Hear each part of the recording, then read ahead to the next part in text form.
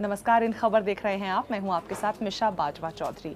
आज जो खबर मैं आपके सामने लेकर आई हूं वो इस तरह की खबर है जो आपसे और मुझसे बहुत सीधा संबंध रखती है। हम सब बैंकिंग करते हैं और आजकल हम इंटरनेट बैंकिंग का भी सहारा लेते हैं और हमारे बैंक्स के साथ हमारे अकाउंट्स और हमारा जो जमा पूंजी है वो सेव्ड होता है उनके पास। और कई बार ऐसे हमारे बैंक्स जो है वो हमें मैसेजेस भी करते रहते हैं कि हर तरह की धोखाधड़ी से सावधान रहिए। अगर आपको कोई टेली कॉलिंग करके आपसे आपका डिटेल जानना चाहे, बैंक अकाउंट जानना चाहे, उसका एटीएम नंबर जानना चाहे, कोई ओटीपी जानना चाहे, तो बिल्कुल इनकार कर दीजिए, उन्हें मत दीजिए। वो फ्रॉड भी हो सकता है। इसी तरह के फ्रॉड का शिकार और कोई नहीं हुई है बल्कि कांग्रेस की सांसद और कैप्टन अमरिंदर सिंह पंजाब के मुख्यमंत्री हैं, उनकी पत्नी प्रणीत कौर अब इस तरह की धोखाधड़ी का शिकार हुई हैं। पिछले कुछ दिन पहले उनके साथ एक फोन कॉल पे ठगी की गई है और 23 लाख रुपए की अमाउंट उनके अकाउंट से चुराई गई है इसी तरह के टेलीकॉलिंग फ्रॉड के जरिए। दरअसल हुआ ये था कि प्रणीत कौर संसद सत्र के लिए यहाँ पर दिल्ली में थी और दिल्ली में उनको बिजी शेड्यूल के दौरान एक फ़ोन कॉल आता है जो कहता है कि वो एक नेशनलाइज्ड बैंक से बोल रहे हैं और उनको उनका जो वेतन है उसे डिपॉजिट करने के लिए उनके बैंक की अकाउंट डिटेल्स चाहिए हैं, जिसमें शायद प्रणीत कौर बिजी रही होंगी और वो जैसे जैसे बताते गए और वो वैसे वैसे करती चली गई होंगी। उन्होंने पासवर्ड मांगा, पासवर्ड दे दिया, कस्टमर ID मांगा, वो दे दिया, अकाउंट नंबर मांगा, वो दे दिया। और उसका रिजल्ट जो ये हुआ कि उस सारे डिटेल लेने के बाद वो जो शख्स था, जो फ्रॉड करने वाला था, वो OTP तक प्रणीत कौर का लेने में सफल हो गया। और जिस वजह से बाद में जाके इस घटना का खुलासा इस तरह से होता है कि बाद में जब भी हमारे अकाउंट से कोई ट्रांजैक्शन होती है तो SMS आता है कि इतना पैसा आपका निकल गया है।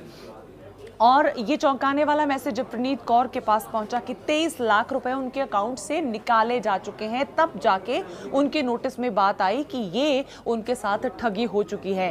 फिर इस ठगी के लिए पुलिस इन्वॉल्व होती है। पुलिस इस केस को फॉलो करती हुई, उस नंबर को ट्रैक करती हुई रांची, झारखंड जा पहुंचती है और उस ठग की, उस फ्रॉड शख्स की धरपकड़ कर ली जाती है। लेकिन ये खबर इसलिए बेहद अहम है कि अगर इस लेवल, इस स्ट्रेचर के शख्स के साथ इस तरह की धोखाधड़ी हो सकती है तो हमें और आपको सतर्क रहने की बेहद ज़्यादा ज़रूरत है। हो सकता है वो ज़्यादा बिजी रही हों और उन्होंने इस बात को ध्यान में ना लाया हो उस वक्त कि कोई हमसे अगर बैंक की डिटेल्स मांग रहा है तो हमें क्या शेयर करना है और क्या नहीं शेयर करना है।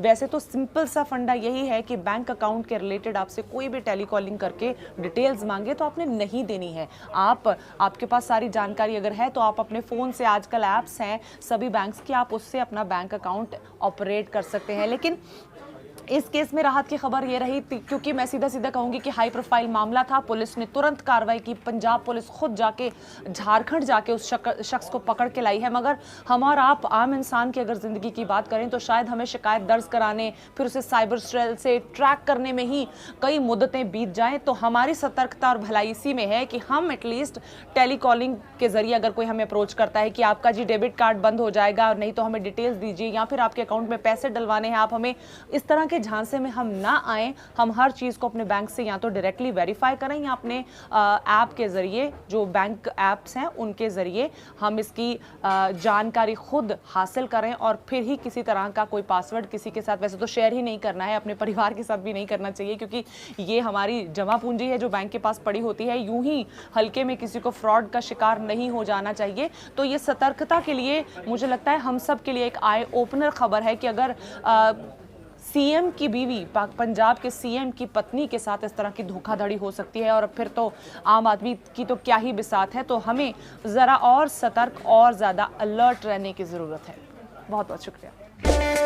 इन खबर चैनल को सब्सक्राइब करें और बेल आइकन दबाना ना भूलें।